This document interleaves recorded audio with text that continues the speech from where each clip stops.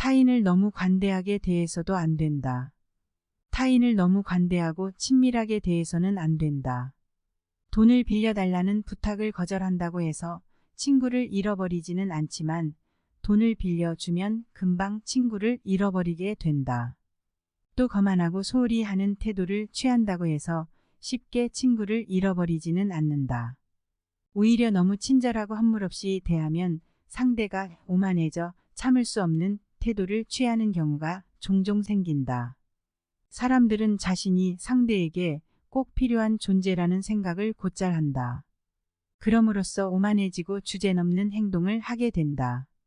상대가 어떻게든 자신을 감수할 수밖에 없을 거라고 생각해 예의의 선을 넘어서는 것이다. 진정으로 친밀한 교제를 할 수 있는 사람은 매우 드물다. 그러므로 저급한 본성을 드러내 자신을 천박하게 만들지 않도록 조심해야 한다. 존경받을 것인가, 사랑받을 것인가. 누군가를 존경하는 동시에 매우 사랑하기는 어렵다. 유고한 라로슈프코의 말은 적절한 지적이다. 우리는 다른 사람의 사랑과 존경 중에서 하나를 선택해야 할 거이다. 사랑에는 극히 다양한 방식이 있긴 하지만 그래도 사랑은 언제나 이기적이다. 게다가 우리가 사랑을 얻는 방법이 언제나 떳떳한 것은 아니다. 아무튼 다른 사람의 정신과 마음에 많은 요구를 하지 않을수록 사랑받을 것이다. 거짓되지 않은 진지한 마음으로 해야지 경멸을 품고 있는 관대한 마음으로 해서는 안 된다. 사람은 자신에게만 흥미를 느낀다. 대부분의 인간은 극히 주관적이므로 오로지 자신에게만 흥미를 느낄 뿐 다른 것에는 거의 아무런 흥미도 느끼지 못한다. 그래서 남이 무슨 말을 하면 즉시 자신부터 생각한다. 게다가 자신이 일과 조금이라도 관계가 있다 싶으면 정신을 완전히 빼앗겨 이야기의 주제를 잊어버릴 정도가 된다. 사람들은 타인의 이야기가 참되거나 적절한 것인지 또는 아름답거나 재미있는 것인지에 대해서는 아무런 생각도 감정도 없다. 하지만 아무리 조금이라도 자신들의 보잘것없는 허영심에 상처를 주는 말이나 불리한 작용을 하는 말에 대해서는 그지없이 민감한 반응을 보인다. 허영은 자신의 생각보다 타인의 견해를 중요시한다. 사람들은 대부분 자신에 대한 타인의 견해를 중요하게 생각해 자신의 의식보다 타인의 생각에 더 초점을 맞추는 경향이 있다. 따라서 타인의 견해를 자신에 대한 현실적인 부분으로 보고 자신이 직접 의식하는 것을 오히려 관념적인 부분으로 보는 것이다. 다시 말해 파생된 것이나 부차적인 것을 더 중요하게 여겨본질 자체보다 타인의 머릿속에 있는 것에 더 큰 관심을 쏟는 시기다. 이처럼 직접 존재하지도 않는 것을 마치 그런 것으로 평가하는 어리석음을 허영심이라고 부른다. 그런 노력은 무의미할 뿐 아니라 실속도 없기 때문이다. 허영은 탐욕과 마찬가지로 수단 때문에 목적을 망각하는 것이다. 자존심과 허세의 밑바닥에 있는 것. 사람들은 어떤 행동을 하든지 무엇보다 다른 사람들의 견해에 신경을 쓴다. 가만 생각해보면 여태까지 염려하고 불안했던 것의 거의 절반은 남이 나를 어떻게 생각할까를 염두에 두었기 때문이라고 볼 수 있다. 걸핏하면 상처받고 병적으로 민감한 모든 자존심의 밑바닥에는 또 뽐내고 뻐기는 태도와 모든 허세의 밑바닥에도 그러한 우려가 자리하고 있다. 내면에 지닌 것이 많을수록 외부에서 필요한 것이 적다. 죄기 있는 인간은 무엇보다 고통이 없는 상태, 괴롭힘을 당하지 않는 상태, 안정과 여유로운 상태를 얻으려고 애쓸 것이다. 즉 조용하고 검소한 생활 논란을 일으키지 않는 상황을 추구할 것이다. 따라서 사람들과 약간의 친교를 맺은 후에는 은둔 생활을 추구할 것이다. 뛰어난 정신력을 지닌 사람은 심지어 고독을 선택할 것이다. 원래 내면에 지니고 있는 것이 많을수록 외부에서 필요한 것이 적고 다른 사람이 덜 필요하기 때문이다. 진정한 자긍심은 상처받지 않는다. 자긍심은 원한다고 가질 수 있는 것이 아니다.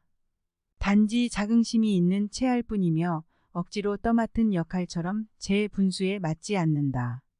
자신이 압도적인 장점과 특별한 가치를 지녔다는 확고하고 흔들림 없는 내적 확신만이 실제로 자긍심을 품게 해준다. 그런데 그 확신은 잘못된 것일 수도 있는데 단순히 외적이고 인습적인 장점에 근거한 것이지도 모르기 때문이다. 그렇지 않고 실제로 진심으로 품고 있는 자긍심이라면 어떠한 경우에도 상처를 받지 않는다. 자긍심은 확신에 뿌리를 두고 있으므로 다른 인식과 마찬가지로 상처를 받지 않는다. 자긍심은 확신에 뿌리를 두고 있으므로 다른 인식과 마찬가지로 마음대로 되는 것이 아니다. 반면 허영심은 다른 사람의 갈채를 받으려고 애쓰는 것이다. 남의 갈채를 바라는 이유는 그것으로 자기 자신을 높이 평가하려고 하기 때문이다. 반대로 자긍심은 이미 자기 자신을 아주 확고하게 높이 평가하는 것이다. 타인의 견해에 상관하지 말라. 타인의 의식 속에서 무슨 일이 일어나든 상관하지 말라. 사람들의 생각이 얼마나 피상적이고 얕은지, 신념이 얼마나 가볍고 천박한지, 견해가 얼마나 비뚤어지고 왜곡되었는지 그 모든 걸 제대로 안다면 타인의 견해를 점차 아무렇지 않게 여길 것이다. 또한 그런 사람들의 말이 귀에 들어오지 않고 하찮게 들리는 것을 경험하게 된다면 타인의 견해를 정말로 아무렇지 않게 여길 것이다. 붉은 두건에 방울을 단 어릿광대. 인생을 총결산하는 죽음을 앞두고 어떤 사람은 많은 재물을 축적했겠지만 후손이 그것을 늘릴지 탕진할지는 아무도 모르는 일이다.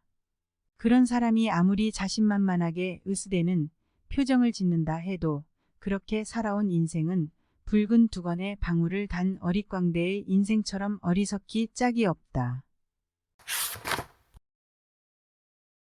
타인의 눈에 비치는 것의 본질. 자신의 내부에 비치는 것의 가치를 단순히 타인의 눈에 비치는 것과 비교해서 올바르게 평가하면 행복에 큰 도움이 될 것이다. 전자에 속하는 것은 우리 자신의 생존 기간에 포함되는 모든 내용, 우리 존재의 내적인 내용, 즉 인간을 우리는 것과 인간이 지니는 것의 모든 자산이다. 이 모든 일이 벌어지는 장소는 바로 자신의 의식이기 때문이다. 반면에 타인에게 비치는 장소는 자신이 아닌 타인의 의식이다. 세 종류의 귀족. 세상에는 세 종류의 귀족이 있다. 출생과 지위에 의한 귀족, 돈에 의한 귀족, 정신적 귀족, 이들 중에서 세 번째가 가장 고상한 귀족인데 시간적 여유만 있다면 그런 것으로도 인정받는다. 일찍이 프리드리히 대왕이 말하기를 뛰어난 정신의 소유자는 군주와 같은 등급이다. 라고 했다. 이것은 국내 대신에게 한 말이었다. 대신이나 장군은 국내 대신의 식탁에서 식사를 하는 반면 볼테르는 군주나 왕자들이 앉는 자리에 앉도록 하자 국내 대신이 이를 못마땅해 했기 때문이다. 행복을 놓쳤다고 한탄할 것인가? 우리의 삶은 현미경으로 봐야 할 정도로 극히 작은 점에 불과한데 우리는 그 점을 시간과 공간이라는 두 개의 강력한 렌즈로 확대해 엄청나게 큰 것으로 보고 있다. 시간은 그 지속성으로 인하여 사물과 인간의 극히 미미한 존재가 실제한다는 허상을 주기 위한 우리의 머릿속에 든 하나의 장치다. 우리가 지난날의 이런저런 행복이나 향락을 즐길 기회를 놓쳐버렸다고 애석해 하거나 한탄하는 것은 얼마나 어리석은 짓인가. 그것을 가졌다고 한들 지금 무엇이 남아있겠는가. 말라버린 미람한 기억 속에 남아있을 것이다. 따라서 시간이란 바로 지상의 모든 쾌락의 허망함을 우리에게 가르치려는 수단이다. 독자적 사고로 얻는 것은 사라지지 않는다. 이따금 우리는 자신의 독자적 사고와 여러 측면을 종합해서 마침내 알아낸 진리나 통찰이 어떤 책에 그대로 쓰여 있는 것을 발견할 때도 있다. 하지만 독자적 사고를 해서 알아낸 것은 책에서 그냥 얻은 것보다 100배는 더 가치가 있다. 왜냐하면 그렇게 얻은 진리는 언제나 생명력을 가지고 우리 사고의 전체 체계에 들어와 확고한 관련을 맺게 되며 그 근거와 결론이 모두 이해됨으로써 전체 사고방식의 색조와 특징을 띠기 때문이다. 또한 그 진리는 꼭 필요한 때 정확히 나타나 확고한 위치를 차지하며 두 번 다시 사라지지 않는다. 노년엔 상록수처럼 잎사귀를 낼 기회가 온다. 명성과 젊음을 한꺼번에 갖는 것은 죽을 운명인 인간에게 너무나 과분하다. 인간의 삶은 너무 빈곤하므로 평생의 재화를 적절하게 배분해야 한다. 젊은이에겐 젊은이라는 부가 있으니 그것으로 충분하다. 하지만 겨울나무처럼 온갖 기쁨과 쾌락이 소멸해 버리는 노년에는 비로소 명성의 나무가 상록수처럼 잎사귀를 낼 절호의 시기가 온다. 그 명성은 여름에 자라지만 겨울에 먹을 수 있는 늑배에 비유할 수 있다. 그리고 결코 늙지 않는 어떤 결실을 위해 청춘의 힘을 온통 쏟아부었다는 그 사실보다 노년에 더 멋진 위안이 되는 것은 없다.